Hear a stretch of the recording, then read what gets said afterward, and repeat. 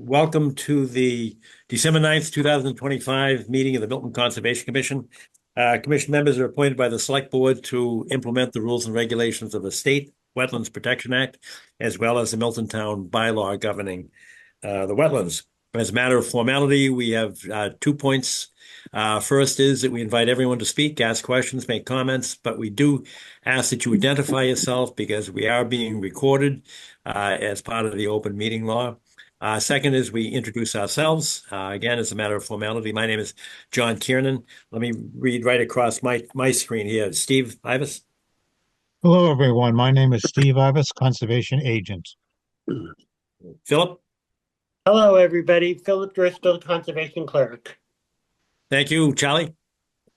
Charlie Bosworth, Commission Member. Arthur Doyle. Good evening, Arthur Doyle, member of the commission. Wendy. Good evening. Good evening. I'm Wendy Garpo, also one of the commissioners. Ingrid. Ingrid Beatty, Commission Member. Tom. Palmer, Commission Member. Good enough. And I'm John Kiernan, Commission Member. All right, I think we're good to go. First on the agenda is request for determination of applicability at 137 Highland Street. George, I think that's you. You're on, sir. Correct, yes. Hi, I'm George from Aquanaut Pools. We are intending to build an in-ground gunite pool for the Bacardi family, the Bacardi Trust at 137 Harris, which would be a 30 by 50 foot in-ground gunite swimming pool within their designated zone. So that's what we're seeking to do with the approval of the Milton Building Department and Commission. George, this is Steve Ibis. Hi, Steve. It's actually 137 Highland. Oh, 137. I'm sorry. Not Harris. They'd be very surprised. Highland. Sorry. No problem. I'm building a lot of pools around the area. Well, that's a good thing. Yeah. Some homeowner would be surprised. Yes. Indeed. Hey, if you know somebody at 130, so for the pool will be filming. We'll have to help them out. So for members of the public and members of the commission, you've seen the request for determination, and attached to that is an old delineation from 2011. So as and George, I think, as you know, that they're only good for us within the last 3 years. But this is an RDA, so Steve Ibis was good enough to go out and inspect the property and kind of eyeball it. And Steve, can you give us a report on the wetland line? I'd be happy to. Yes. If you're looking at the plan, there's a corner of the plan that shows the wetland area. And that plan, the wetland area is opposite the pool in a diagonal direction from a corner that would be the northwest corner of the site. There is a chain link fence, a black chain link fence that surrounds the rear yard of the site to the westerly. And I walked down and I walked right to the wetland flag. I found a couple of wetland flags. I believe it was 52R, which means replaced, and number 53, which were probably 2 years old, John. Is that right? Well, for commission members and for members of the public, the commission has been actually on site several times, because this is the opposite side of the property line from 107, 111 Highland, where the memory care center is going. So we've actually been there several times within the last, I don't know, going back 5 years, I guess. We've been there quite a bit. So we're accustomed to approaching this wetland line from the other side, looking at the Bacardi property rather than looking back towards the memory center. Yes. And frankly, I didn't have a tape with me, but it was well over 100 feet between the pool location, which I found in the backyard. It's staked out presently on the property, and the fence line. And once you hit the fence line, I should tell you that it's it's lawn to the fence line, and then it's leaves and sticks and tree trunks on the ground. So anything coming from the pool area would be stopped by the large amount of duff on the ground, leaves, small twigs, pine needles, et cetera, et cetera. So it's well over 100 feet. But is the area that you just described, are you saying that that's upland, but well, good ground cover? Yes. I'm not sure what you're Be- saying. Beyond the fence to the wetland Between the flags. be outside the chain link fence, there's a let's call it a play yard um, of mowed lawn, and then there's the fence, and then there's 3 to 5 inches of duff on the ground, leaves, etc., that you sort of wade through as you go down the hill slightly. There's a slight grade downward toward the wetland from the fence itself. All right, but from your experience in delineating wetlands and understanding that these flags are, what, 14 years old, or they may be more frequent than that, but they don't appear to be within the last 3 years. No. What is your estimate as to whether or not the wetlands are within 100 feet of the pool? Yeah, it's not within 100 feet, in my opinion. All right. George, I've got a question for you. Sure. That may be important. And I looked through your extensive contract here that you provided with the RDA, so thank you for that. But I'm trying to figure out, is this a closed filtration system? It is. Yeah. Cartridge system? It'll be a closed cartridge. It won't be a DE system where if you have the backwash and DE material, which is diatomaceous earth, will be leaving. So it will be an enclosed cartridge system. So there will be any waste products going on to any area. All right, and that's usually what we're interested with Correct. in pools. We just don't want the chlorine or Correct. bromine or Correct. whatever discharged Yeah. into the I mean, water. it does need a sanitation system. It'll be a salt system, so it will not be a chlorination system. But a salt will, which when it breaks down, it will be obviously a chlorination system, but there won't be any waste product going onto the property at all. All right, good news. Questions from commissioners? Right. If anybody wants to take a site walk, we could. I'm comfortable relying upon Steve, and granted that the plan that we have with the RDA is too old. I think with Steve's observations on site, we can rely upon the fact that his conclusion is that it's more than 100 feet, which would lead to a negative determination of applicability. And my only concern was the discharge of, chlorinated water, or somehow I'll use the word contaminated Sure. vis-a-vis wetlands. But since that's not an issue, I'm comfortable with a negative determination. We do have a standard condition even for negative determinations, and that is that the contractor cannot park or refuel any equipment that is motorized equipment, particularly hydraulic equipment, within our jurisdiction overnight. Correct. I don't think that's going to be a problem for you. That would not be a problem at all. Yep. All right. Mr. Chairman, on that note, I would move for a negative determination of applicability.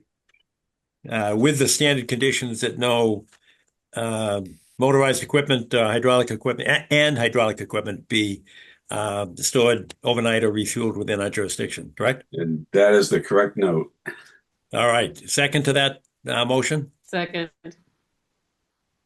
All right, thanks. You know something, I moved too quickly. Are there any abutters or members of the public that have a comment or a question? Hearing none and seeing none, we have a motion. It's been seconded. Is there any discussion among commission members? Hearing none, seeing no hands raised, I'll go across the top of the screen. Charlie, how do you vote? Yes. Arthur Doyle? Yes. Wendy? Yes. Ingrid? Yes. Tom? Yes. And I, John Kiernan, yes, as well. George, thank you very much. I appreciate it. Thank you, guys. Appreciate all your time. All right, thanks. Thank you, George. Thank you. Next on the agenda is Certificate of Compliance 405 Blue Hill Avenue. Do we have our presenter? Eslin? Yeah, Hi, yeah. great. Hi. Hello, how are you? Hey, good evening. Thanks. Good evening. Okay, so this is for 405 Blue Hill Avenue. We came to the commissioner in May to request for the order of condition. We have completed all the work. So the work was to, basically we had an addition to the house. There were no change from the previous plan in terms of, the original footage of the house, and then we added a patio, which I came about I think 2 months ago for within the 25 buffer zone of the wetland, and also the rain garden as well, which was one of the requirements for rain mitigation. So those are all completed, and I have attached the notes from the engineer about what has been completed, and some pictures as well. So I could share that with you guys if you want to see that. You did, if you could screen share it would be great. We've actually got it in our packet, and we thank you very much for providing the photos and that as well. Uh, I don't know if there's any member of the public that would like to see it. If you could screen share it, because I like the rain garden and the driveway. I think that's appropriate. And I don't know, and Wendy, I don't mean to pick on you, but I know you like rain gardens. So. You know I love rain gardens. I do. Eslin, you should be able to share it now. Okay. Good. Great. All right. So can you see my screen now? Yes. Yes, not the pictures, but the screen. Yes. Can you see the notes from the engineer right now? That's what I have on my screen. Yes. Yes, correct. Okay. And I actually have a question of that because Mhm. I'm reading off the screen rather than what I have in my hand. But it says the applicant will be requesting a certificate of compliance upon 2 successful full growing seasons, or provide ray planting as necessary. He is correct that you have to wait the 2 growing seasons in order to establish a 75% survival rate. So we typically do not issue the certificate of compliance until such time as the 2 growing seasons have passed. Okay. Having said that, some people come in and say, well, sometimes they're selling the house, so we can sometimes issue a partial certificate of compliance and just sort of carve out the planting plan. Do you have any time requirements to get at least a partial certificate? Yeah, so that is my goal for today, to get a partial, because we are selling the house, and we know that Oh, you are? Oh, that's too bad. But then there are other works too, right? Not just the rain garden. So we have the fact that we got to get the building permit, that to get all the other stuff in terms of the renovation itself. I think because it's close to the wetland, so that's what we're hoping to get, at least a partial certificate of compliance, and in the understanding that the new owners would have to. I don't know how that works, like to come back after 2 years to make sure that, the rain garden is still, the vegetation is still, live. Yes. Okay. Yeah, that's exactly how it happens. And this wouldn't be the first time that would happen. So it's sort of a custom and practice, I guess you'd say. Okay. Commission members, any questions? I have a procedural question. Could you please explain for my benefit, as well as other people who might not be as informed, how do we as a commission ensure that the new owners, beyond the 2-year growing season, when they come back before us, how do we ensure that subsequent owners maintain the rain garden as a stormwater mediation, and like I'm wondering, is there some language that goes into the house's deed at that point? Or how does that work? Well, the order of conditions is filed in the Registry of Deeds. Mhm. And if there's something outstanding, like a certificate of compliance, most conveyancing attorneys and most banks, that is lenders on a mortgage, require that there be some kind of relief from the order of conditions. That is a certificate of compliance. It happens also with enforcement orders because those are recorded as well. So lenders would require that an enforcement order be vacated or discharged, so to speak. Mhm. Most of the lenders that I'm familiar with will accept a partial certificate of compliance, so that that remaining component is still on the recorded deed. It stays there in the Registry of Deeds until such time as a full certificate of compliance. So it would still be there. I think you asked a different question. You asked kind of an O&M plan kind of question. Right. And I don't think, I'm doing this from memory, but I don't think that we have, maybe I can do it not from memory.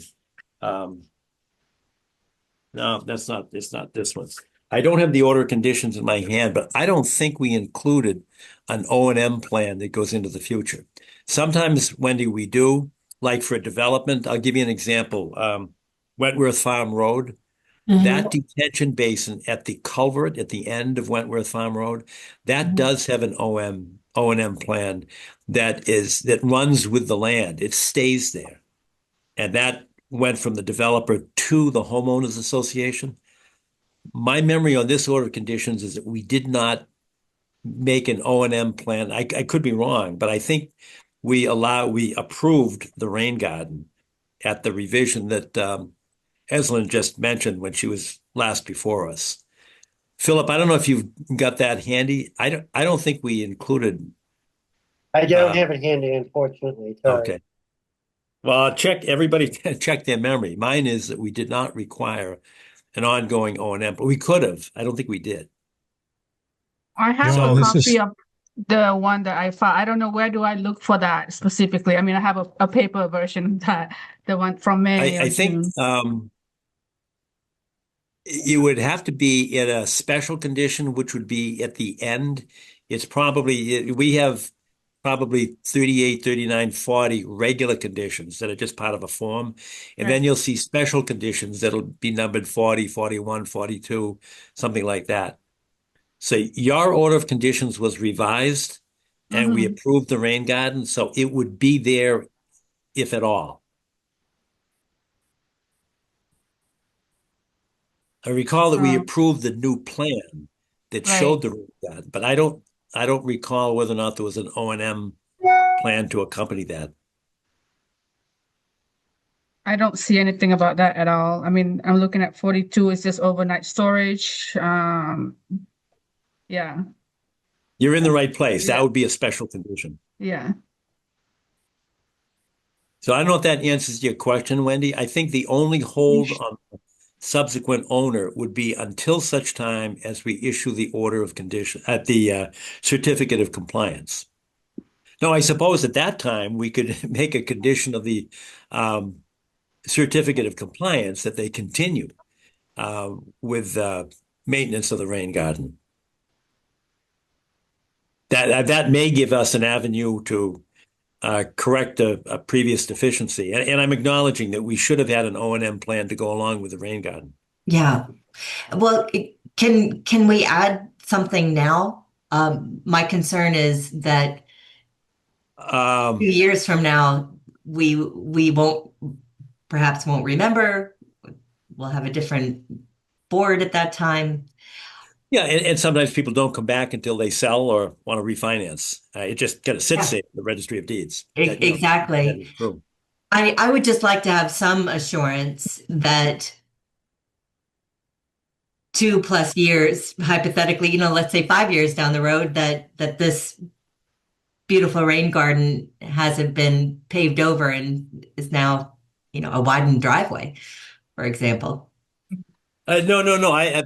Well, if it was paved over, then I think that they'd have to come back before us. Although I know this location is on the opposite side of the house from the wetlands. I don't know. I'm hesitating because sure, we could do it and say it and make a condition of the partial certificate of compliance, which essentially relates to the building itself and the footprint of the house. We could do it. I'm just I don't want to go outside of our jurisdictional authority. Essentially, we'd be changing a previous order of conditions, which we could try to. Eslin, I mean, I don't think it'll make a difference to you. I suppose it could make a difference to a buyer. We're kind of adding a condition to the original order of conditions. I'm not sure that's fair, if that's the right word, Wendy. I don't know. Anybody else have any thoughts on that? What is the condition that But you I would think add, I Wendy? think, Wendy, if somebody's going to pave it over, then they'd have to come back before us. I'm sure it's within 100 Well, feet. yes, Can we see that that in would be the- the proper procedure, but It is definitely within the 100 feet because the wetland is behind the house, the back of the house. So the rain garden is well over 100 feet from the wetland. Yeah, no, yeah, you're right. We can see that on your map. So I think that you can take some solace that if there was going to be an alteration of the rain garden, that would trigger our jurisdiction. my concern is that the new owners may Does that or may provide not be any aware solace? of the new owners may or may not be aware of their proximity to the wetlands and our jurisdiction of I them. think that is Well- something that we need to add as part of our sale agreement, because we have to inform them about the wetland. And I think like John mentioned that also as part, maybe the lender, if they have a lender that's also part of the requirements, I would assume. The lender will definitely know it because when they run the deed, they'll Mhm. see this order of conditions and they want to see at least a partial certificate of compliance on that. But I don't want to do anything that's sort of on the edge of our authority that would, mess up your sale. I don't think that would be appropriate. But Wendy, I mean, I think that applies to every homeowner. Sometimes we don't know when something's 100 feet away. Apropos of our last, 137 Highland Street, we had a 2011 plot plan that showed it, and Steve went out and looked at it and said, "Nope, you move."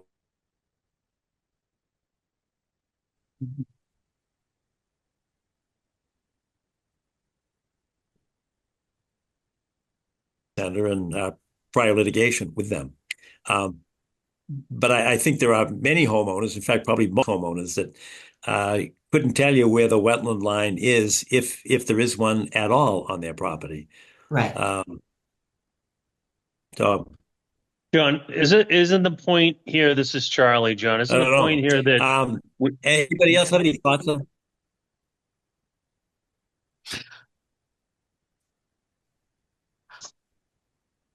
Well, I'm a little confused. We're not, it sounds like we're not 100% certain whether or not there is an O&M plan.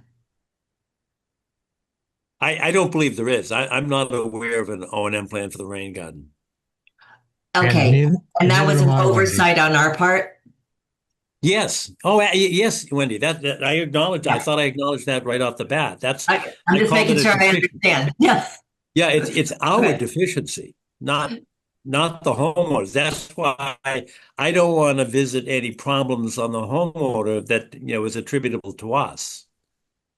Right. They said rain garden. We said that's a great idea. Go ahead and do it. We approved the plan, but I have no memory that we ever said, and by the way, you have to have an O&M plan to maintain that rain garden into the future. But that's completely different than paving it over. That would be an alteration within our jurisdiction.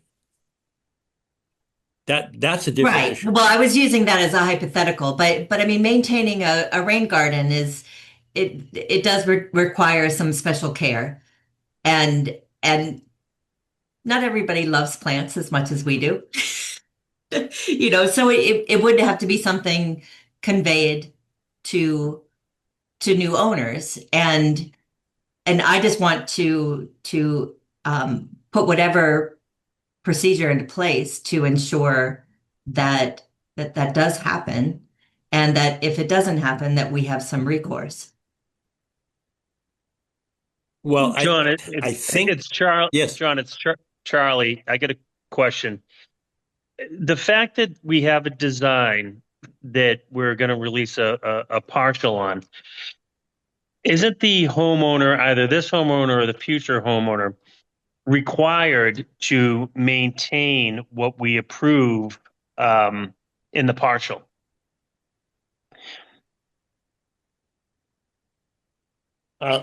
Yes, Okay, so if as a that's the general case, principle, but an O&M plan will say that you have to go there every 6 months or 12 months and well, clean out the the that's sediment. that's the basis of the question: is who is going to monitor the O&M plan? And typically in these situations, don't we? If we sometimes a lot of times we don't find out or do a complete release until someone goes and sells the house. Right. So this That's this is no different than a typical order that we would grant. It's we may not know that there's an alteration to a rain garden until a future owner comes along, or if the home buyer that's coming along now meets their obligation. Sometimes they do, a lot of times they don't, by applying for the final certificate, correct? Yes, yeah, absolutely correct. Yes. So if we release, can I ask, can I ask something? Eslin, can you blow this up and move it a little bit? Because there are a lot of, this may be the wrong slide, but I'm looking at one that has a lot of notes at the bottom, and I just can't read them on my hand copy. What are you looking for? Yes, right in there. There may be something in there that talks about rain garden I'm sorry. notes. Oh, I saw Rain it. garden Yeah, designed. You just One. moved. It was go back to where you were. there it says rain garden maintenance. Inspect and remove trash Yeah, monthly, minimum of 2 times per year, and as needed, mulch annually. Rake and remove dead vegetation go. annually. all right, Replace soil we media. have the answer. Is it? We got the There it answer. is. That was easy. Good. Thanks. Right in front of us. That's good. That's great. It is good.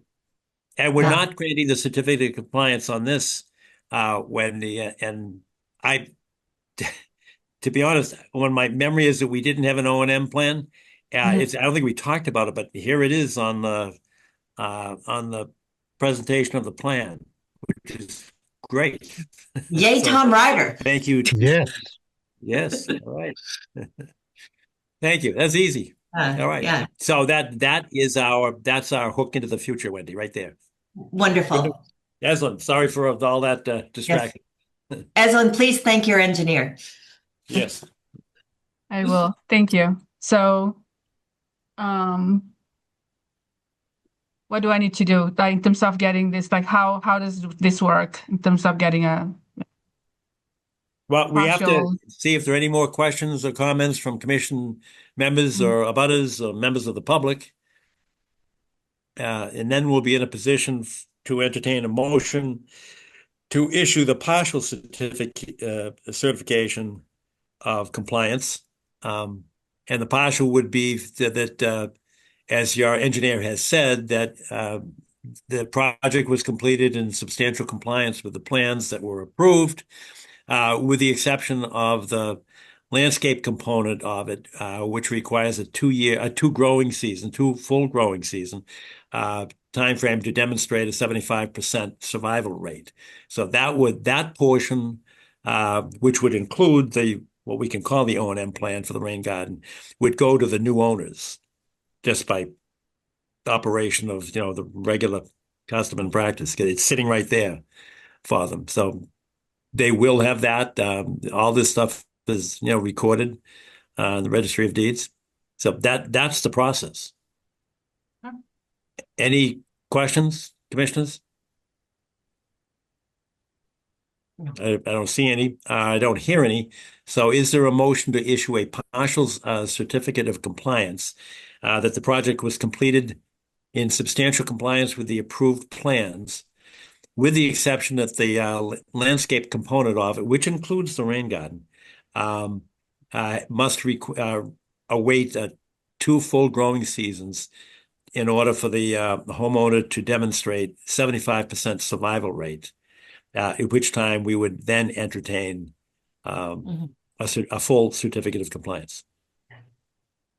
I'd like to make that motion, John. All right, perfect. Thanks. I think we have the conditions stated in there. Is there a second for Wendy's motion? Second. Thanks, Charlie. Any discussion? Hearing none, we'll take a voice vote. Eslin, can you take that, stop your screen share so I can see the people? Because I don't want to miss a vote. There you go. Perfect. Thank you. Reading across the top, Charlie, how do you vote? Yes. Arthur Doyle, how do you vote? Yes. Wendy Garpo? Yes. Tom Palmer? Yes. Ingrid Beatty? Yes. And I, John Kiernan, vote yes as well. So, Eslin, you're all set. Talk to Philip, and he will provide you with this partial certificate of compliance. And thanks to you and to your engineer as well. Thank you very much. Have a good All night, right. everyone. Thank All you, right, good. Eslin. It's been a pleasure working with you. Yeah, Thank you. thanks. Next is number 3 on the agenda, and that's order of conditions at 1205 Brush Hill Road. And who was presenting? I saw Vahi. Good evening. Yes, it's Yeah. Perfect. Hi, Steve, and good evening, everyone, Good members evening. of the board and Mr. Chairman. My name is Vahe Ohanessian. I'm the trustee of the trust that owns the property here, and the application is for simply extending the deadline expiration date for this particular order of conditions. And is this one, just to get us oriented, is this Avenue A? Is that where we are at 1205 Brush Hill? No, I don't recognize that Avenue A. This is right on Hemingway, which is a private way off Hemingway, of. the other way. Yeah. Yeah, Avenue A and Hemingway are parallel. Oh, All I right. see. Okay. So these are the first two on Hemingway to the left. That's correct. Got it. This is Okay. the first one, Lot D. The next one would be Lot C. And you have the wildlife corridor between the two of them. That's correct. All right, perfect. And I know that the whole project was delayed for quite a while. It wasn't on us, actually. I think it was MEPA delayed on their review for quite a while. So I know there was some frustration in getting that moving along. So are you looking for an extension for 1, 2, or 3 years? 3. 3 years? And am I correct that your current order of conditions is good through January 10th or something like that of 2026? Right, perfect. Correct. Right. So they appropriately came within the time frame prior to the expiration. And Vahi, sometimes that's a problem because people wait until after it. And DEP has warned us we're not supposed to extend after the expiration. But Right. you're in a timely fashion, so we thank you for that. Sure. Questions, comments from commissioners? We're all familiar with the property, having been there several times. Any questions? Okay. All right. All right. Is there a John, motion this is then Steve to Ivas. extend? Yes, sir. I'm okay with it, with an extension. Okay. All right. Do you care if it's 1, 2, or 3 years? Me, no, not at all. Neither do If I. it's a little bit longer, they can finish it up, All right. right? Any other comments, questions? Is there a motion to issue the extension at 1205 Brush Hill Road of the order conditions for a period of 3 years? So moved. Thank you, Arthur. Is there a second to that? I'll second that. Thanks, Tom. Any discussion among commission members? Oh, and I should have asked beforehand, members of the public or butters? Hearing none, any discussion among commission members? Hearing none, across the top here. Charlie, how do you vote? Yes. Arthur Doyle, how do you vote? Yes. Wendy, how do you vote? Yes. Tom? Yes. Ingrid? Yes. And I, John Kiernan, vote yes as well. Vahe, thank you very much for your patience with us. Thank you very much. I appreciate it. I do have one logistical question that has come up. We have a building permit in process for this property, and there's the online portal where sign-offs happen. I understood from Steve that he doesn't have access to the portal. I simply need to understand who and how this sign-off happens on the building permit process. It is an online system, but I'm just trying to get some guidance on which direction I should pursue, given that. That's a perfect question. It's timely as well. I talked to Nick Milano within the last maybe 3 weeks about trying to merge this, what's it called, permit eyes that the building Permit department eyes, uses. yes. That's the application that the town uses, and the DPW permit process can be found there.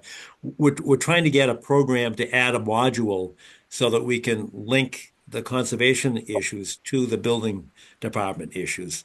But that's still in process.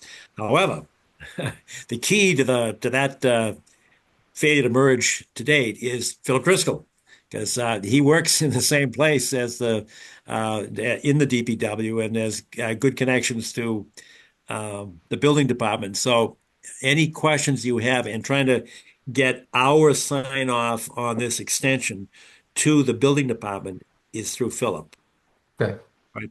So if you stay in touch with him, he'll tell you who to call, who to talk to. And if you go to see him, he'll probably just point to his right and say, go talk to, I don't know, is it Mike White? I'm not sure who you talk to. Actually, Yeah, Mike Philip, White is has been Mike waiting White? for the. Sorry? Mike White has been messaging me, waiting for the sign off from conservation. Right. So We All have, right. there's a thing on the building permit that we can sign up. I can do it if you give me permission. If who, the commission does? Right. The commission Yeah. has to sign off on the permit. And I Right, can do, All right. Yeah, we just voted for it. So, right, so I can do it, I can take care of it tomorrow. perfect. That's all I needed to know. Thank you very much. If that's Mr. all right Chairman. with you, John. yes, it is. Absolutely. Okay. Yes. I'll take care of it Slow this tomorrow, down. Vahe. Thanks very much. Okay, great. Thanks all. Have a great evening. Thank you. You too. Thanks. Next is number 4, alterations to wetlands at 71 Armour Road in Milton. Do Yes, we have Gita somebody to Brown help? is on the call. Oh, great. Thanks, Ms. Brown. Thanks very much for joining us. And I know Steve Ivas sent a letter to you inviting you to come in, and thank you for coming. Yeah. Thank you for Can you inviting help me. us and tell us what happened? I don't know, but I heard that somebody, presumably you or somebody on your behalf, had cut down some mature trees in the wetlands. But that's literally all I know. Okay, I just cut the trees that were on my property. I did have it surveyed in 2022, which I submitted to Commissioner White. So I was just following the ribbons that were in the back there. I do understand that there is wetlands, but the way that I was visualizing it was that river that was a little bit further back that you can clearly see is standing water.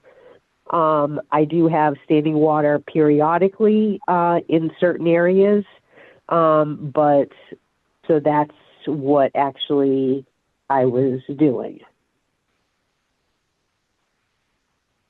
Okay, well,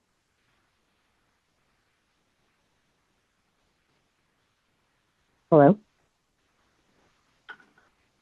Oh, Yes, I He's can hear frozen. you. Yeah. Let's give him a minute. He appears to be frozen. Okay, I can hear now. Can everyone hear me? Yes. We can hear you, but Chairman Kiernan is having some trouble with his computer, if you wouldn't mind holding. Oh, okay, sure.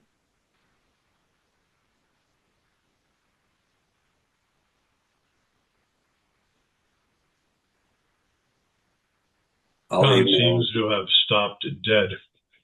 Uh-oh.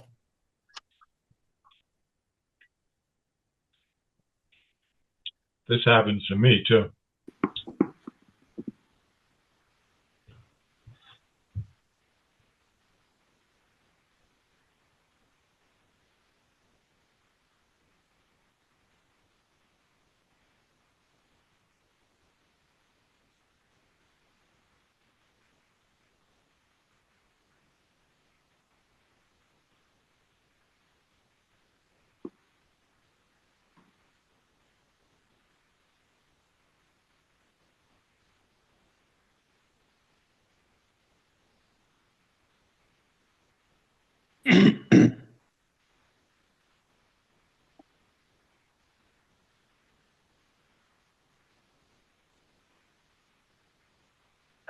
And otherwise, I'll go back out and call. Okay, All right.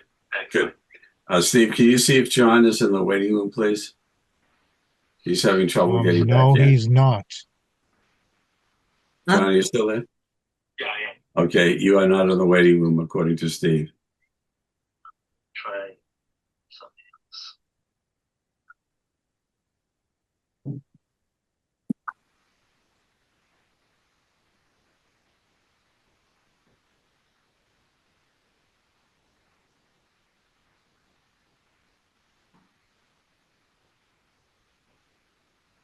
I'll back out and I'll call in. Okay. Bye. You probably heard John say that he will call in. Yes.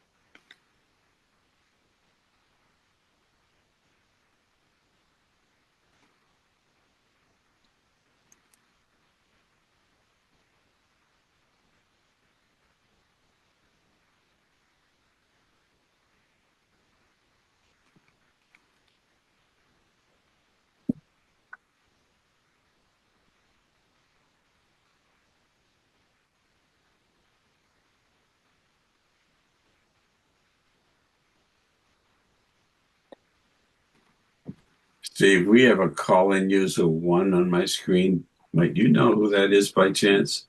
No, I do not.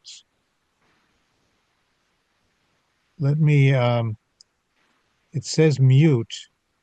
Let me ask to unmute. Oh, no, I can't even do that. I can't do that. Here we go. No, that was Roy Chambers. No.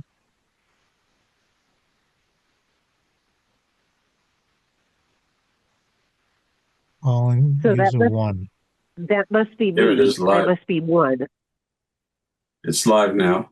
I'm sorry, I was. Yeah. Who is that?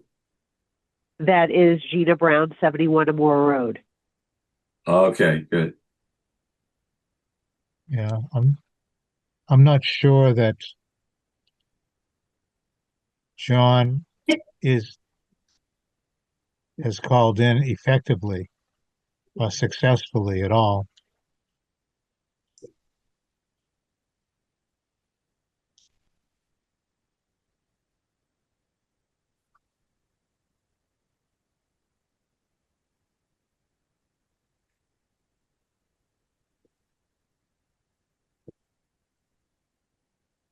Very frustrating for him.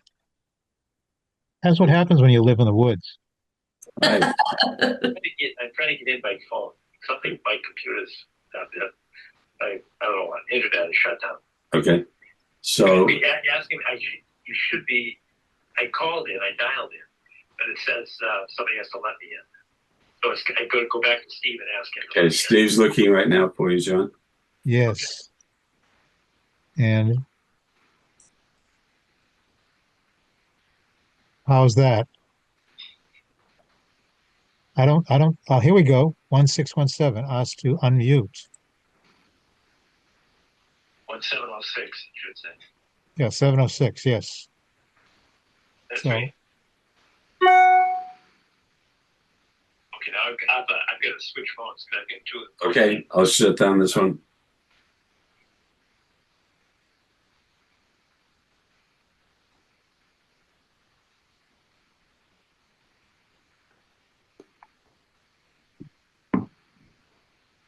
Hey. There you are. All right. Good. Am I back in? Yep. yes. All right. Thanks. I do apologize for that. I have no explanation for it. None of my internet connections are working. And I don't know why. Because I use a Wi-Fi hotspot. It says it's working. Anyway, I apologize. So what did you do in my absence? Oh, we were waiting for you, John. Yes. Oh, thank you. Thank you very much. All right. So my concern is I got lost there because Ms. Brown, I think you suggested that you would talk to, I thought you said Commissioner White. And I could No, only think that would be Michael. Go ahead. No, I sent in the survey of the land to Commissioner White. That was done in 2022. But who's Commissioner White? Oh, I'm sorry. To the commissioner, basically. Commissioner, the building commissioner? Of Milton, I thought. Like I called in and they gave me his email address. Let me just verify again. Let's see here. That would be Michael White, most likely. Yes. Yeah, he's pretty new since It's 2022. probably Walter. Walter. Yeah. Walter White. Okay. So he's in the building department, correct? Right. He's a building inspector and has been for a long time. So yeah, Mr. White. That's all I was. And his email address, mwhite@miltonma.gov. That's Michael. Okay. Okay. Oh. And Michael White is the new building commissioner. He took over for Joe Prondak. Okay. Right.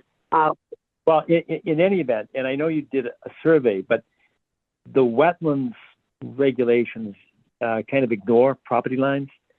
Okay. You can't take down trees in the wetlands without a conservation commission permit. So whether they're on your property or somebody else's property.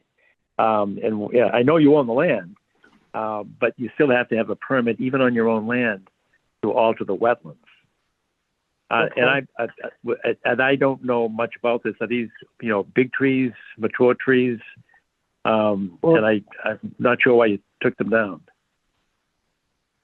Well, I was taking them down just to clear out my area of my land. So that's what I was trying to do to get more sun, because the foundation of my house and also around, like, the ground is sinking. So I've had to spend a large amount of money to bring back the land up because it's like literally sinking. And the foundation of my house is 100% soaked inside the garage, inside the house. And I had an outside contractor do a surveillance of the entire house and land. So I was trying to get more sun onto the property because it's so soaked. Oh, okay, but trees often help absorb water rather than create more water. I don't know it's what's going on as to that. I understand your logic behind that statement, but for the period of time that I've been here, and which is pretty much all my life, there's been pretty much a large amount of water both inside and outside of the house. Like the foundation is 100% soaked when they did the moisture reading of the floor inside the garage, inside the house. So that's, again, like I said, I have no excuses other than pretty much cutting them on my property to try to create more sun to dry out the outskirts of the property. Understood. And I did not realize, which I apologize, that you need a permit and that type of thing. I did not know that. Understood. And we have a tree replacement policy, and that is to replace trees that you take down within the wetland jurisdiction. And it's based upon the size of the trees. The policy is that you have to replace the sum of the circumferences of the trees as measured at breast height. The trees are gone, so that would be difficult to do. But we have an alternative mechanism that we can, go to the base, which is sometimes a little bit larger than breast height because it's measured. Sometimes it's called DBH, diameter at breast height. Sometimes it's called CBH, circumference at breast height. But you either diameter or circumference, you have to replace that. So I'll just make something up. Let's say there were 2 trees with, just for ease of math, I'll say, 10 inches in circumference. So that would be 10 and 10 would be 20. So you'd have to plant, 3.5, 6-inch trees, or 3 plus 6-inch trees to make the same circumference. So you took down 20 inches, and essentially you're replacing 20 inches. I know 18 doesn't equal 20. I got the math, but that's the policy. You have to replace the number of inches taken down, and you can plant them anywhere you want on your property. They should be native species, but most people say, "Oh, that's a good idea." And if you don't have room to plant that number of whatever the number is, that number of trees, then you can actually contribute to, we call it it's kind of a virtual inventory of trees to the town. And the value of those trees is $700 each, and they run about a 3-inch caliper. The caliper's diameter tree. So that if you don't have room to plant them, we like trees. So if you can plant them, it's great. If you don't have enough room to plant whatever the number of trees is, you can plant them elsewhere in the town, or you can pay the conservation commission at the town, actually, $700 per tree. And the trees are measured, if you were to buy them, they'd be like a 3-inch caliber tree. But I have no idea about the size of the trees that have been cut down. So, and Steve, can you help out, or Ms. Brown, you can tell me. I don't know, how big are the trees? Where are the trees? They're huge. I've only seen them from next door, John. What's that? I will repeat. I've only seen trees cut from the next door. I wasn't on the property, the subject property. Okay. All right. Ms. Brown, would you allow Steve Ibis to enter your property to take a look? Sure, yes. All right. Steve, can you make arrangements with Ms. Brown to go and take a look and see what we're talking about in terms of replacement? Yes, if she would call into Philip and give her her phone number, that'd be useful. All right. So call Philip. Who do I call? Philip, right there. Philip, can you? Philip. You called me before, and I got your email. Yeah. So yeah, you can call me at my office. I can give you the number. And 617-898-4974, and I will take your number and have Steve contact you. Sure. Okay, excellent. So can I say that I would like to donate the trees throughout Milton and pay once he comes, and just so we can total up how many trees, and then I just pay for them? Yes. Because I'm highly That's a simple allergic to answer, yeah. trees. That's another thing. Okay. All right, hey, Steve, while we're talking, can you see if you can let me back in?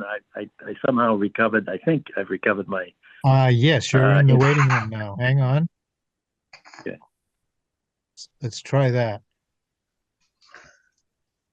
Progress.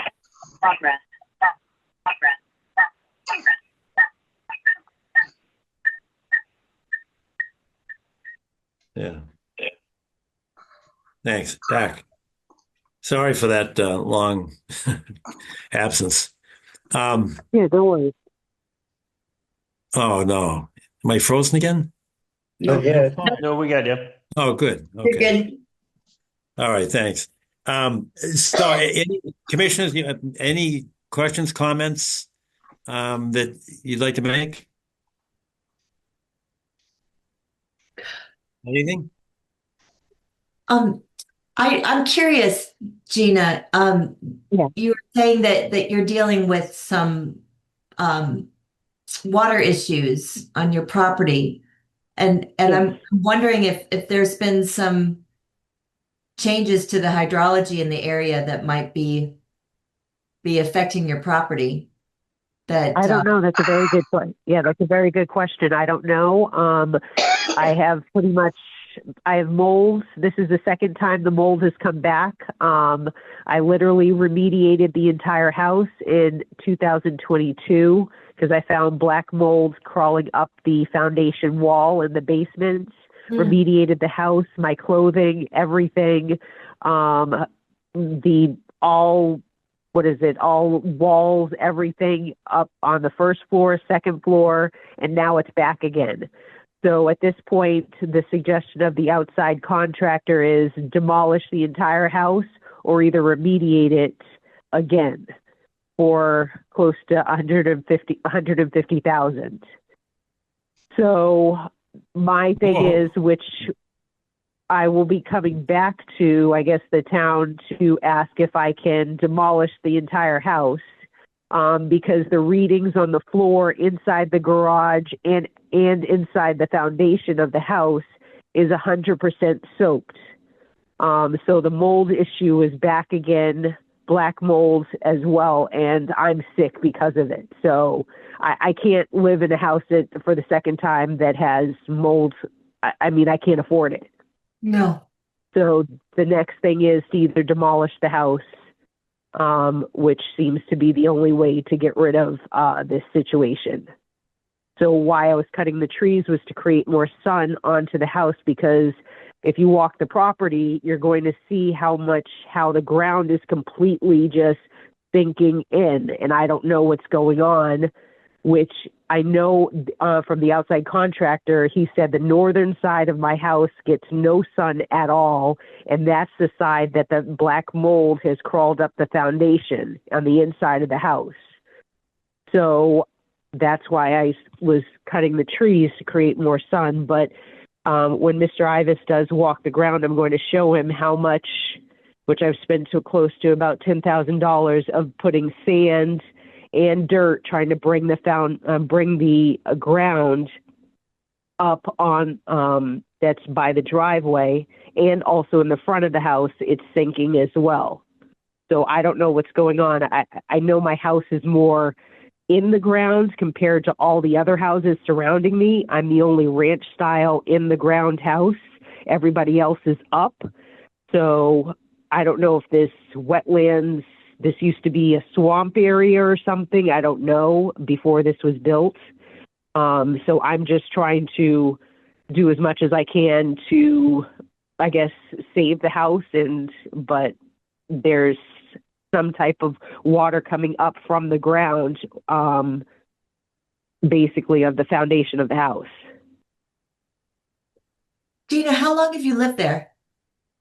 All my life, only 1 year in Mattapan, so basically all my life I've lived here. I'm 48 years old. And I can't breathe in the house right now. So there's endotoxins. I've hired also a air quality testing. I have all documentation on that, along with the outside contractor that came from New York to do outside and inside surveillance, and found that basically the foundation is completely soaked. I have all documentation and everything. Can I make a remark about the area? Sure. My name is Tom Palmer. I'm a commissioner. And Yes. you live on Brush Hill. No, I live on a Moore Road. It's adjacent to Brush Hill. Yeah, I'm talking about the hill itself rather than the road. Oh, okay. And Got it. Sorry. the hill is what's called in geology a drumlin. A drumlin is a dune that's made by ice. That sounds odd, but what creates a drumlin is when the glaciers came over New England, there were places where they hit little irregularities in the ground. And when they did that, they started to build up layer after layer of highly compacted material over that irregularity until you have a hill that's sort of shaped like a loaf of bread, or they call them whaleback hills. They're flat on top, but they have steep sides, and they're usually oriented northwest, southeast. There are other drumlins in town. Milton Hill is a drumlin. They're all over Brookline. But what builders know about drumlins is they don't perk at all.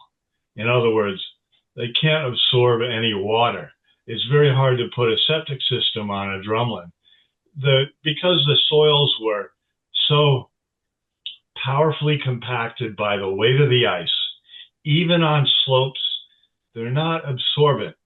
So what happens when you put a building foundation into this very tight soil is that when it rains, the rain does sink into the top layer, but they call it a perched layer. It can't penetrate further into the ground. So the few top inches of soil just can't shed water very easily. And if you put a foundation for a house in that kind of soil, you really have to have a way to lead the water away, or the water will just move into the area between the house and the soil and sit there. And that may be why your neighbors, you see more visible foundations, because the builders were aware of this perched water table and wanted to get the ground floors up above it.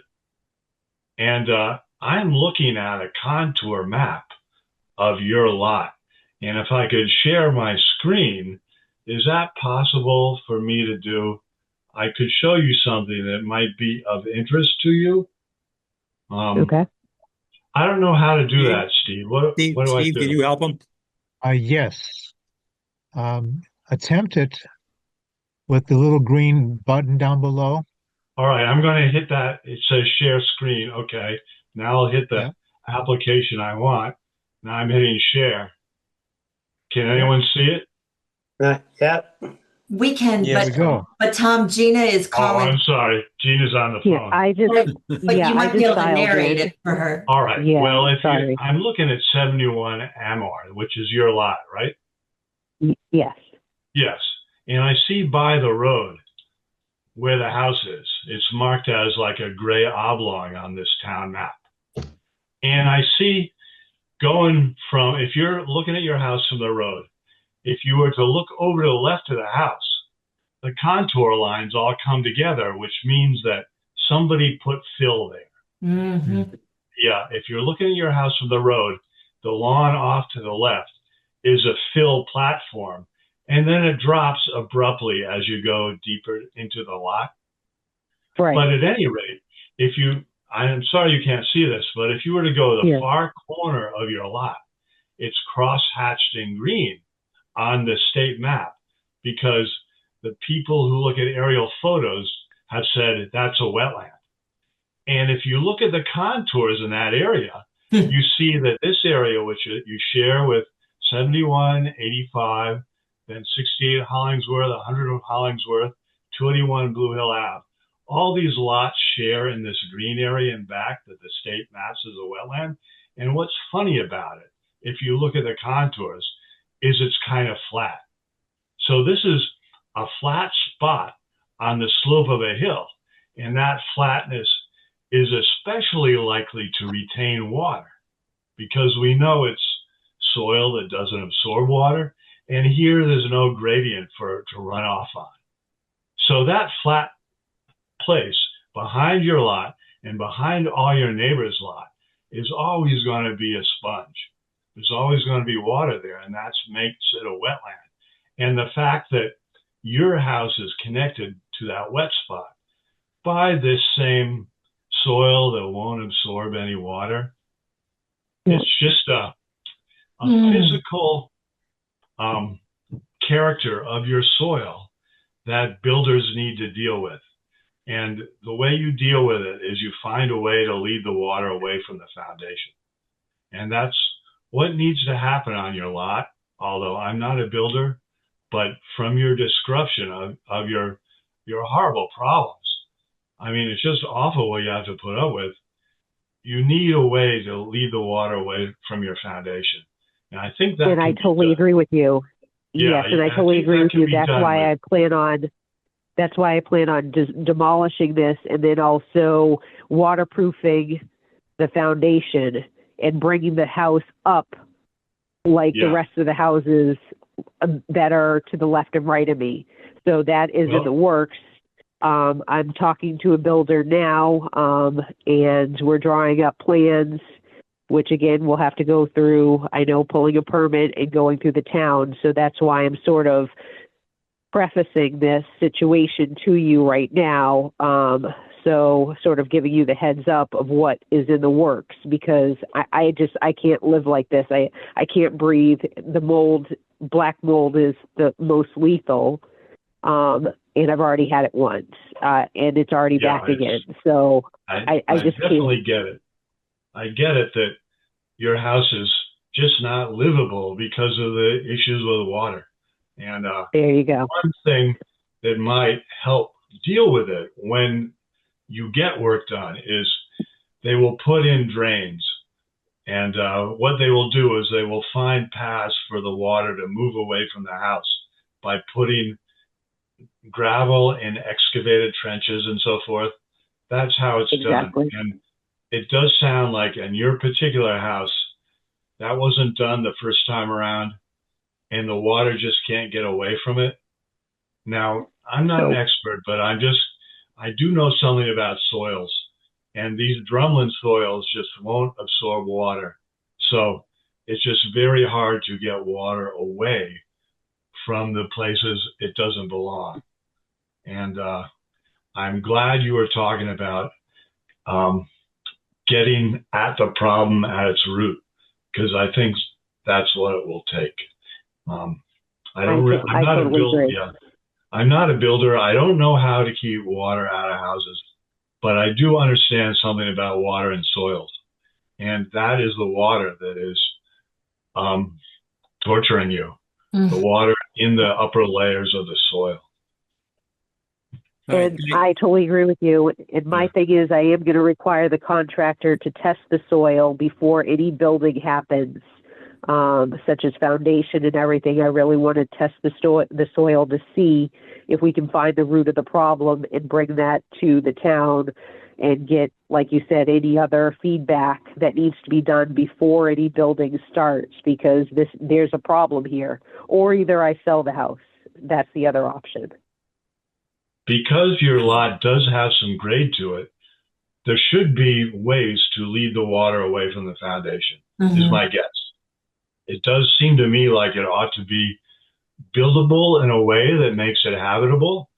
But as you say, you'll have to get expert help to make sure it's done that way. And it's I fortunate. appreciate your as long- feedback. Mm. All right. Thank you, Ms. Brown. Thank you, Tom. Any other questions or comments? Commission members, butters, anyone else? So at this stage, I think the next step will be for a coordination between Steve Ivas and Ms. Brown and get out there and take a look at the size of the trees that are missing. And Steve, if you could come back and report to the commission, we will stay in touch with you, Ms. Brown, as to how to remediate this problem. Okay. Okay, thank you so much for your But time. I thank you very much for your courtesy in coming in tonight. Thank you. All right. Have a good night. Goodbye and thank you. Thank you. Next on the agenda is number 5, votes schedule of hearings for 2026. Philip included in our, I don't know that this needs a vote. I don't know, maybe it does. We can vote for it if you want, but I don't know why you'd vote for it.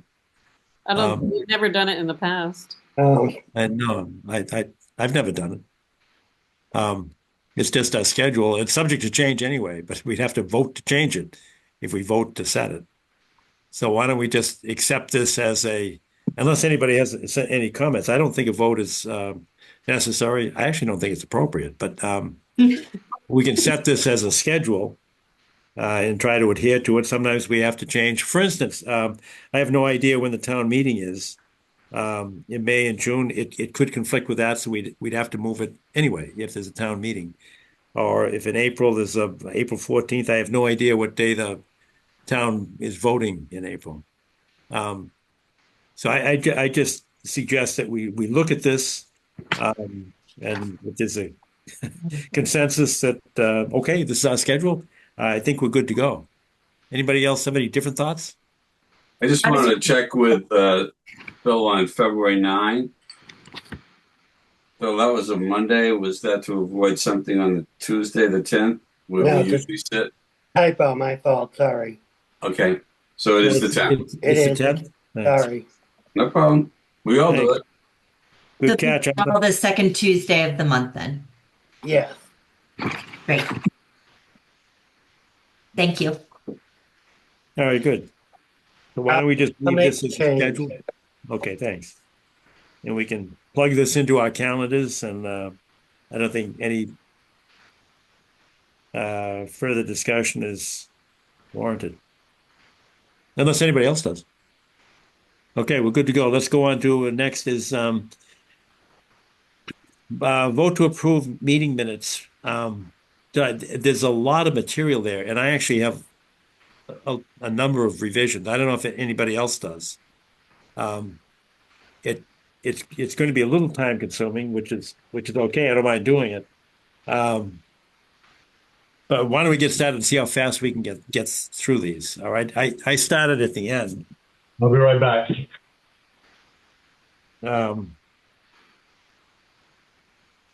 So I had one question, Steve, for you. This is the Town of Milton Conservation Commission public meeting minutes of July 8th. And I had a question on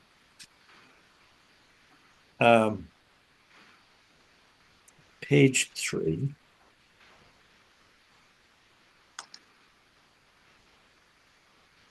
I don't know what's on page 3 because it goes 1 through 15. Meeting was adjourned, and then on the same page I've got a 1 and 2 that appear to be from a different day. That may be just an artifact of printing. I don't know what it means, but I don't think it belongs. I noticed that too.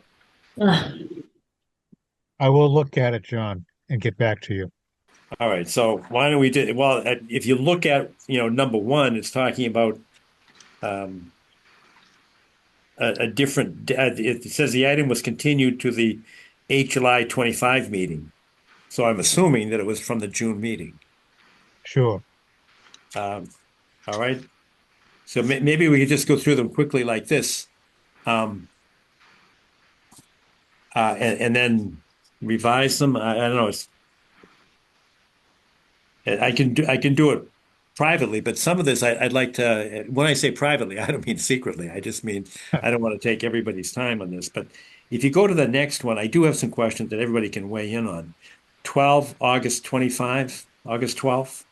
On question number one, I get so many notes here. It refers to, at the bottom of the page,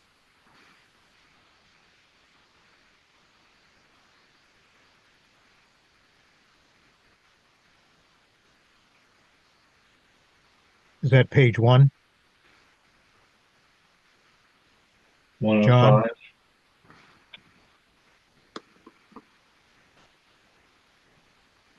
I think he's frozen. Oh, no, sure is. John, you're frozen. Can't hear. It's cold, but not that cold.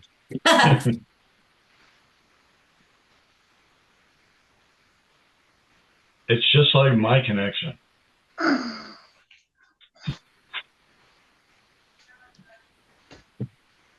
By the way, Steve, if you go to page 2 of 3 on the meetings of 8 July, if you go down to the bottom again. at Do you number want to call in 30, again? Yeah, I'll call it. Okay. Page 2 of 3. yeah, go down to the bottom of number 13. It says 80 moved and a unanimous individual vote was held. That's a typo. Okay, typo. Yep. Yeah. It should be, of course, VOICE, not VOCE. Thank you. Let me interrupt for just a minute. Steve, John's calling in case you need some help at your end. Sure. I don't see him on the participant screen or the waiting room either yet.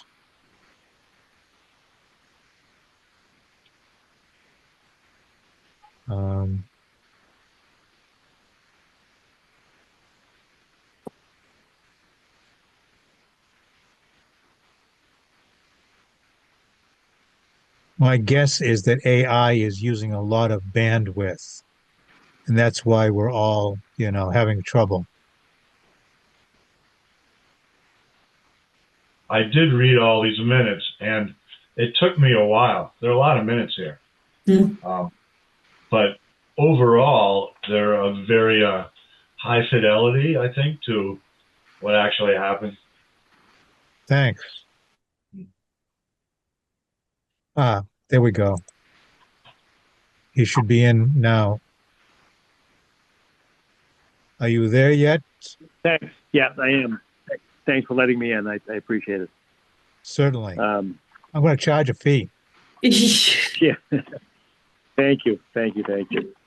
All right. So and maybe because I was just confused by what plus 2A and minus 5 means. I don't know. And I think there are some other revisions, like if you go to page 2 of that same August 12th, 2025, on number 3, I don't know what happened. There's a request for certificate of compliance, but it doesn't say what happened. It goes right into number 4. So it may, and a lot of the other ones have some significant questions. So maybe it makes more sense if I can spend some time with Steve and you see if I can, get the answer to these kinds of questions. And it might make it faster if we did some preliminary revisions and then resubmitted it for the next meeting. I'd be happy to do that, John. We actually, what's that? I'd be happy to do that. Yes. All right, good. I think that's the most efficient use of our time to do it that way. So if there's a consensus, we can just continue this item to our next meeting. And if there's any press to get this done, we may have a next meeting this month. It'll be very brief, and I'll explain that under additional business. Any other thoughts or comments on this? I mean, does anybody want to go forward tonight and try to resolve it this way? No, I think that's a I good. think it would be more efficient. Yeah, What's that? I agree, John. I just had one observation, and that is since these meetings are recorded, um, maybe we can have more brevity in the text. Good thought, Arthur. Because we can always refer back to the recordings and focus on what the item was, what the salient points were, and what the action recommendation or action taken was. So it's boom, boom, boom, Yeah. boom, like you use in a business meeting, which this is. Yeah. And then you have the reference to any documents and the reference to the fact that there's a recording for any further exploration or detailed information by parties that want to explore it. That makes it easier for review and for action like we want to take tonight. But just a thought. Yes. I've just a thought. Are you listening, Steve? Steve and I have had the same discussion a few times. Yes, and just So- realize that I'm trained as a scientist to get every single thought down. I was trained by GTE Labs, actually. I had a lab book that I had to turn in when I finished the lab book. And they're all in a big vault somewhere. In the sky now, Steve. Waiting to be read. If they're not shredded somewhere. Well, no, I had this was regarding ideas for patents.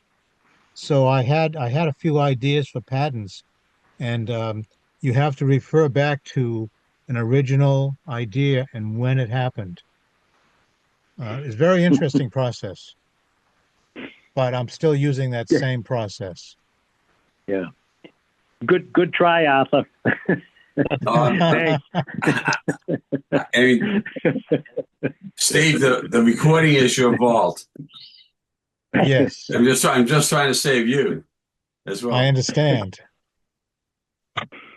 Yeah. Thank you, Arthur. All right. So that's it. We'll work on that. That takes us to number 7, new business. And I've got 2 issues, and one of them, well, maybe both of them, may require an earlier meeting than the January meeting. I don't think so, but here's what's happened. This relates to orders of condition, one of which we issued, one of which we denied. We denied an order of conditions to the Tamposi family, comprehensive land holdings at 648-652 Canton Avenue. We denied them a permit because they refused to provide data that we had requested.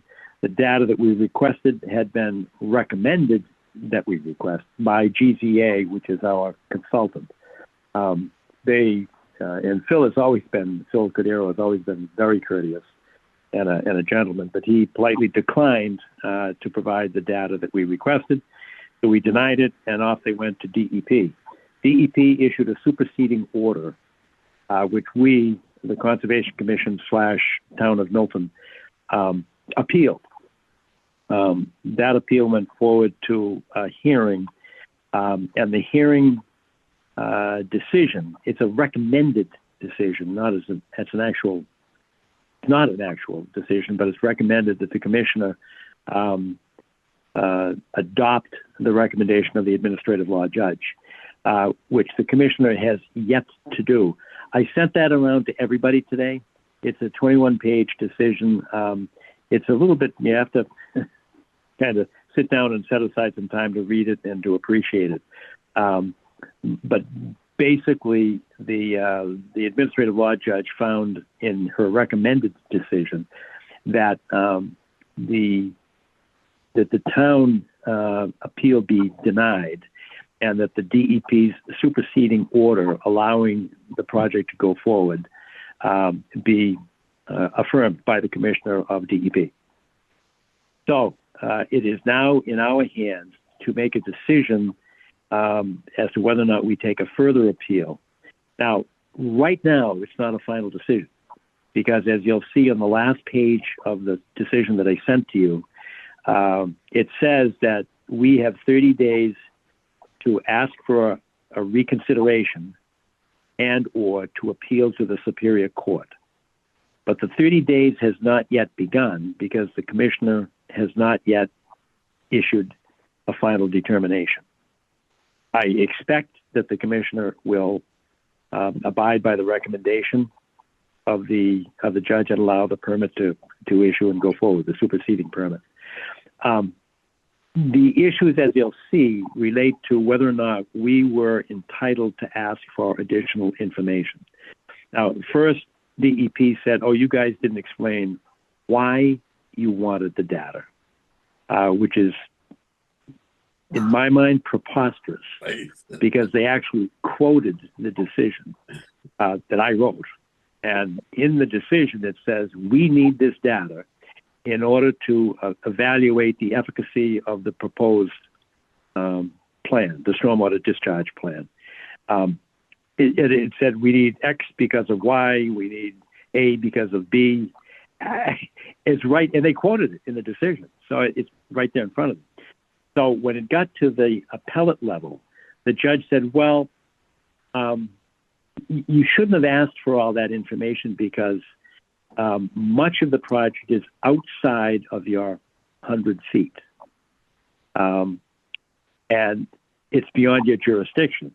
And our position was that, well, if it's going to directly and proximately impact the resource areas that we protect, then we don't have to wait until it happens.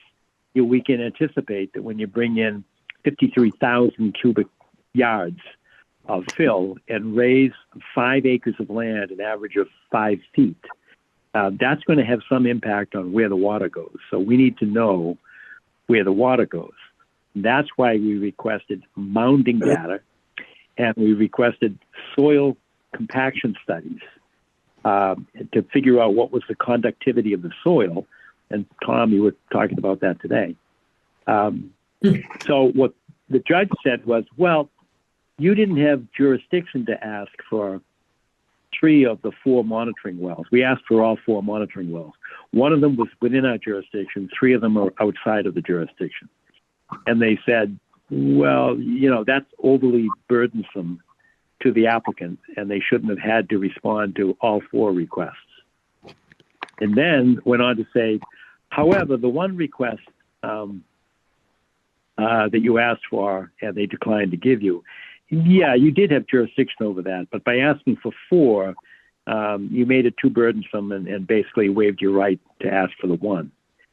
Now, DEP did ask for data. I mean, there are parts of the decision yes, right. There's a lot of, I nicely referred to it as sophistry today. But whatever, I mean, and there are legal implications to this. So at this stage, I've been working with Kate Conley, who is town council for this particular purpose. Now, Kate works for Murphy, Hessler, Hayne, and Toomey, which is actually former town council.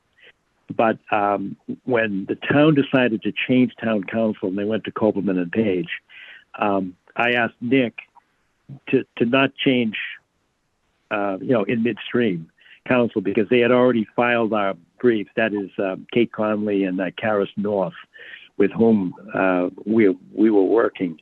We are working. And Nick said, oh, fine, we'll keep it right there. And by the way, the same thing applies to the Lower Guile Road, because that's the next point that I want to bring up.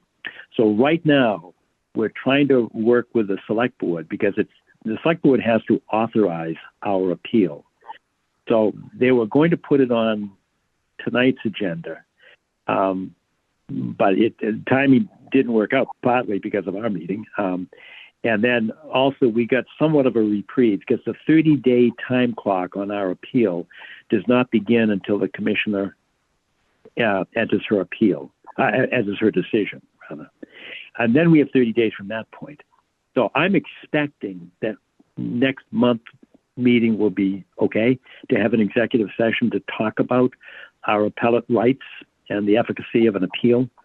And that's something that I would invite Kate Conley, who is our counsel, to attend an executive session to discuss the risks and benefits of going forward to the Superior Court. And there's a financial component to it because we have to pay the attorneys to represent us. So the select board has to weigh in, and ultimately it'll be their decision. So we will coordinate through executive session of the Conservation Commission and then executive session at the select board. That's point number one. Point number two is the Lower Guile Road. That hearing took place in October. And when I say hearing, it's a little bit different than what you see on TV and what most people experience in the courtroom.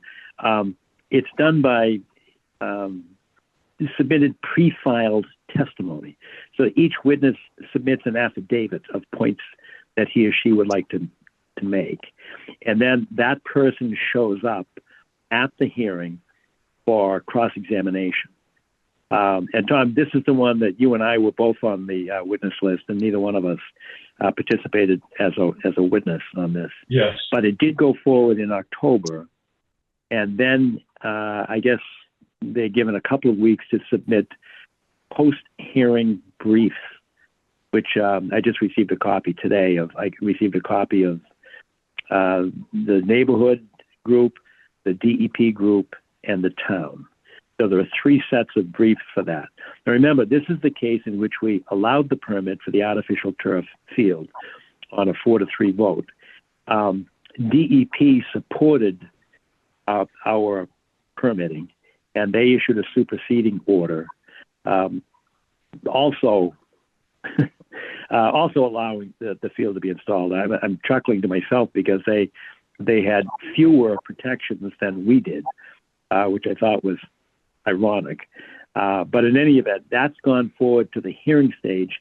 The briefs were just filed yesterday by all the parties. And I don't know how long it will take. I'm going to guess it's certainly another month before. It happens to be the same judge, by the way, the same administrative law judge, who is going to make that decision. So that's all kind of up in the air. But it should be on your radar screen because we'll be asked the same question. You know, do we accept the ruling by the DEP judge, or do we appeal, or what? So it just should be on your radar screen. That's a little bit into the future, but 648, 652 Canton Avenue is definitely on your radar screen, and we may have to have an emergency meeting this month. But it won't be lengthy, and it will probably be a meeting that opens in public session and then adjourns to executive session, not to return to public session, because the only purpose of the meeting will be to discuss the efficacy of an appeal, whether or not we recommend it, we don't recommend it, and we'll have to defer to the expertise of Kate Conley and Karis North on that one. We don't have to defer to anybody. I didn't mean it that way, but we'll certainly, value their input and advice. Thoughts, questions? Thanks for the update, John. All right, and I don't know if anybody's read that, which I sent around today. Get a comfortable chair when you start reading it, because it'll take you a while to get through it and appreciate. I do have experience with these hearings, and you mentioned that the commissioner must adopt the decision. No, that doesn't have to. Well, that's right. That's what I was going to say. One of the hearings that I participated on involved the Blue Hills Reservoir, and I was really the main plaintiff representing the Friends of the Blue Hills. And as a matter of fact, the judge agreed with me completely that the mitigation was inadequate for the loss of the 8 acres of open water. So his decision was, NWRA, you must propose equivalent mitigation. And I was very pleased because that was my argument. But the commissioner reversed it 100%, turned it around completely, and said, it's my prerogative to adopt or not adopt the decision, and I do not adopt it. So I really don't have much of a brag having won that decision because it was immediately reversed. And that can happen. I don't think it happens that often, But as you said, the decision is not really a decision until the commissioner weighs in. Right. Right. So I think we've got a month or so to noodle this around and consider the risks and benefits of further litigation. All right. And just as a point of interest, the select board this evening, not in executive session, but they were considering an open session, the Randolph Avenue situation, because as you know, we permitted the rotary at Chickatobit Road, and then for reasons that I still can't fathom, the Department of Transportation appealed our allowance of the permit because I guess they didn't like our boilerplate conditions of no refueling and overnight storage or something. I don't know, but a superseding order issued also allowing the permit to go forward. But Randolph Avenue, the traffic is just becoming just incredible. So that's really hot on their issues, and that may come back before us at some point. Especially, when the 240B projects at 711 Randolph Avenue and then across the street at 628 Randolph Avenue, when they're open for business, I don't know what's going to happen to the traffic there, but we may have some issues that affect the Conservation Commission at that point. But it's something to keep your eye on in any event. All right. Any other thoughts, comments, new business, anything? I have a little bit to report. John, Good. You recall that you asked me to start a beaver subcommittee at the last hearing. And Yes, indeed. yeah, I have been thinking about that. And in pursuit of that, I did take some action today, which was to meet with Mayor Khanna and Sean McCanty at Yulin Rink. And we walked from Yulin Rink to Canton Ave and then around the backside of the stream behind Kevin Keating's house and back all the way down Harland and then up to the concrete flood storage dam and then back along Unkrity. And all I wanted to say is that we did see more dams, we did see more lodges, but we did not see any beavers. And what we talked about was what the beaver subcommittee might do to improve the current situation. And really the only idea we're working on right now is to try to get a public walkthrough with some beaver experts so that we can hear from the people with the knowledge and give the neighbors the opportunity to ask questions. That's really the only idea I have at this point. I would say that the water conditions were such that we're probably not going to be getting any calls about problem beavers right this moment because Harlan Street, the closed portion, is completely out of the water. The water level, if you look upstream from Canton Avenue from the bridge, this summer it was coming over the bank on the east side, the Yulee Rink side, because the channel was blocked. Now the channel is open. And if you walk up past Kevin's house and up the old Harlan Street, you will see two dams on your way up, besides the lodge that Steve mentioned that's before the culvert that's on the side of the road. And both of the dams you see have notches in them, as if somebody tried to take them apart just in a narrow area. So you have these little breaks where the water flows through. Whether that represents the work of the beaver people that we were told would have permission, we gave them permission to do that. Whether they did that or it just happened by itself, I don't know.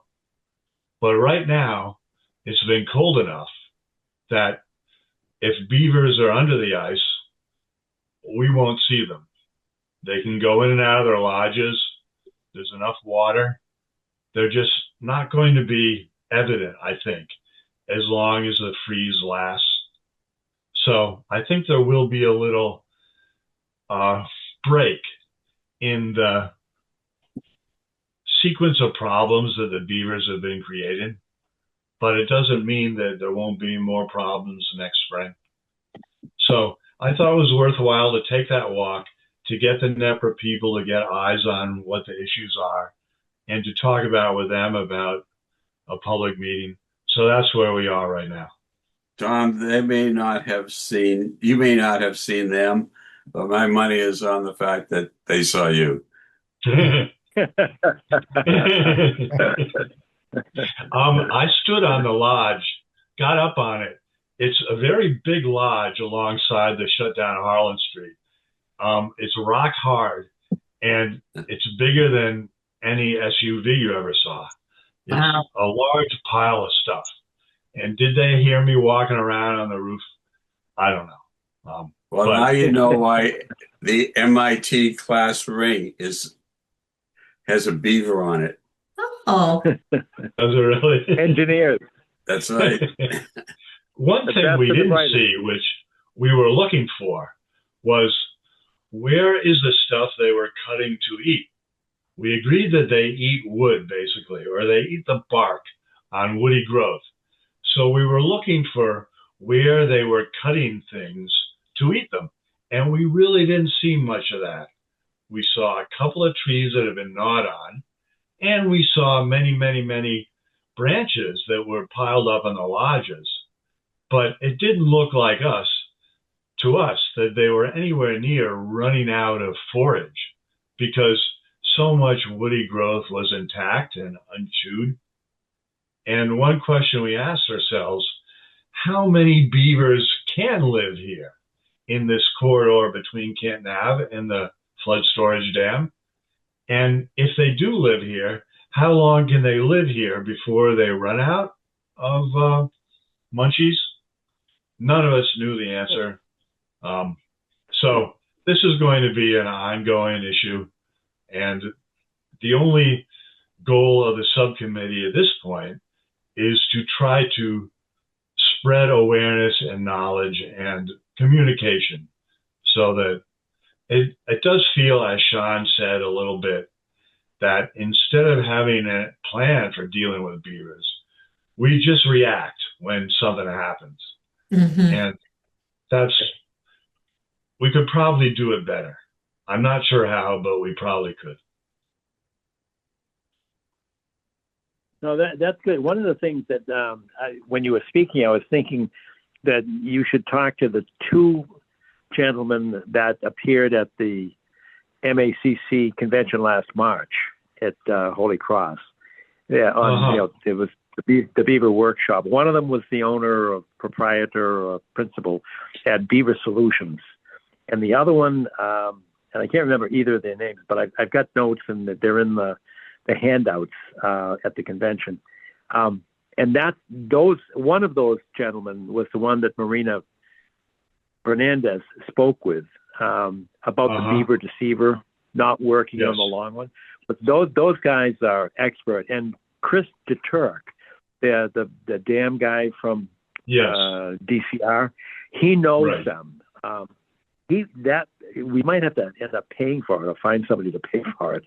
But he would be a great guy to bring in to talk to about what can we do long term. How do you plan for the future without just constantly trapping the beavers?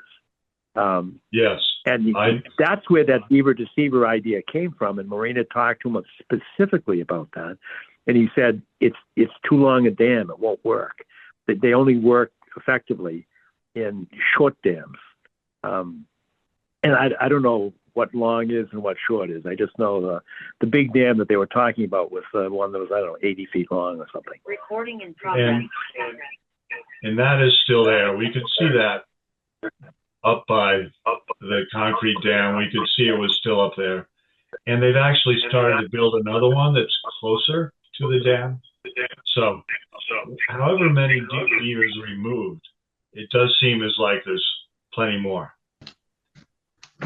All right. Well, I'll get you the name of the beaver deceiver guy from Beaver Solutions. Thank you. Maybe you could reach out, or you, a mayor, or Krista Turk, or Sean. somebody could talk to them. Yes, we want to get DCR in there too. And Krista Turk did not get back to me, so I'll have to try and get him interested again. We'll see. All right, good. All right, thanks for the update, Tom. Yeah. All right, anything else by way of new business?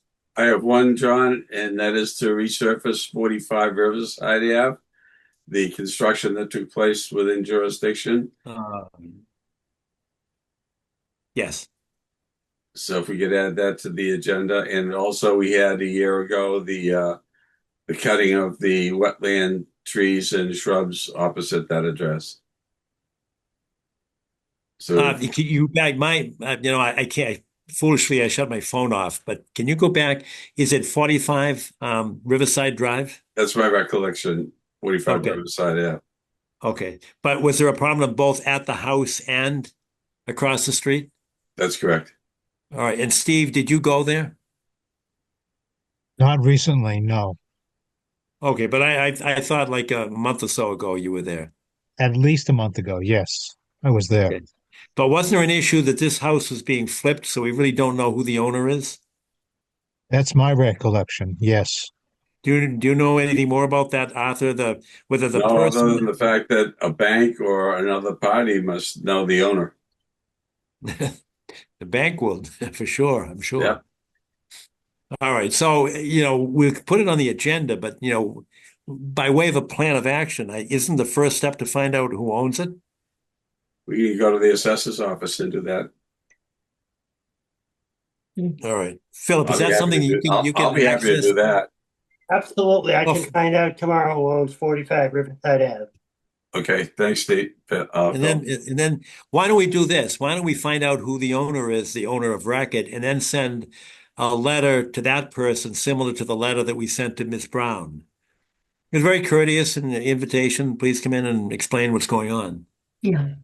That might make, a good first step. Okay. And then just for planning purposes, we can anticipate that it'll be ripe for discussion at our next meeting in January. All right? Great, thank you. All right, good. Anything else? With no new business? Yeah, no, that's... Thank you, John. I thought I had a hand. I thought it was somebody's hand. It was my cursor. Do you have something, Wendy? I do. I was going to ask Steve if when you meet with Miss Brown, Gina, I'm wondering if I could possibly attend. I don't see why not. Okay. And also I know that that we've had a lot of discussion about our tree replacement policy, but it just seems to me that this would be one of those cases in which we could make an accommodation when the time comes to discuss the replacement, and if she chooses to make a contribution to our tree replacement fund. Understood. Understood. You're catching on. Well, That's why it's a policy and not a regulation. Yeah, I can learn new There's things. a reason for that. Yes. and we can Okay. also discuss. Fair enough. So and give our collective best to Miss Brown. Yeah. John, we can also discuss how it may be counterintuitive. Cutting the trees down adds water to the site. Yeah. I know. That's Yeah. what I said to her. Right. They absorb water. They don't add They water. pump it into Exactly. the atmosphere. You cut it down, That's it right. adds water. Well, especially your completely- favorite Norway maples, John. They're really absolutely. good at absorbing water. Yeah, I've had a number of clients say, I'm going to cut down all the trees and we're going to make it drier. And I say to my clients, no, you're not. You're going to make it wetter. What? Yeah. Doing But maybe we can make some suggestions for replacing those Yes. lost trees with some species that maybe have less of a canopy and more of a root system. Yes. Willows, etc. Uh-oh. Take them off. Okay. Yeah. But I'm wondering too if there's something bigger picture that might be going on in the area that's contributing to her problem. It just seems so strange to me that she's lived there for almost 5 decades and this has only become a pressing problem now. Well, Yeah, I think my guess would be that they've somehow blocked up a water channel. Mm-hmm. You know, that's just a guess, but it's a good guess. well, Over time, if you have French drains protecting a foundation, they can fill in with silt. That can Yes. happen. And Yeah. roots as well. Yes. Yeah. I think our problem is the foundation, not the trees in back. But, you know, it takes an expert to know. But Tom, I think you are on target with the composition of the soil. I mean, glacial till Absolutely. is throughout the town of Milton, and as stormwater increases, we're going to see much more of an impact. It's And really similar sad. problems. Yeah, Yeah. that her house has become unlivable. It's really, what an awful thing to have to Yeah. put up with. Well, Charlie, we live in yeah. my neighborhood. There Well- was a marsh in back of our house, which is now called Andrews Field. There's a stream underground that's been totally filled in, and you know that's water is going to find its way. Yes. It does. Gotta go somewhere. Yeah. 100 years ago, nobody thought of those things. My heart just goes out to her. It really does. Charlie, would you be able to carve out a few moments to join us as well? I'm sure she would really benefit from your insight. Yeah, I'd be happy to make myself available. Great. Sounds like a plan. So will you coordinate that? Yes. Okay, good. Thanks, Steve and Wendy. Charlie? Thank you, Steve. Thank you, Charlie. Mhm. And thank you, Tom. Yeah, I hope she gets a house she can live in at a reasonable price. That's a lot to ask. Yeah. Sure it is. All right, any other new business? I'd make a motion, Mr. Chairman, to adjourn for a Merry Christmas, a Happy Holidays, and season's greetings, and Happy New Year, and everything else you want to put in the basket. Thank you, Well, I'll Arthur. second that one. Second. Arthur. Thanks, all. Good night, all. Take care. Night, all. See you later. Good night, all. Good Good night. night.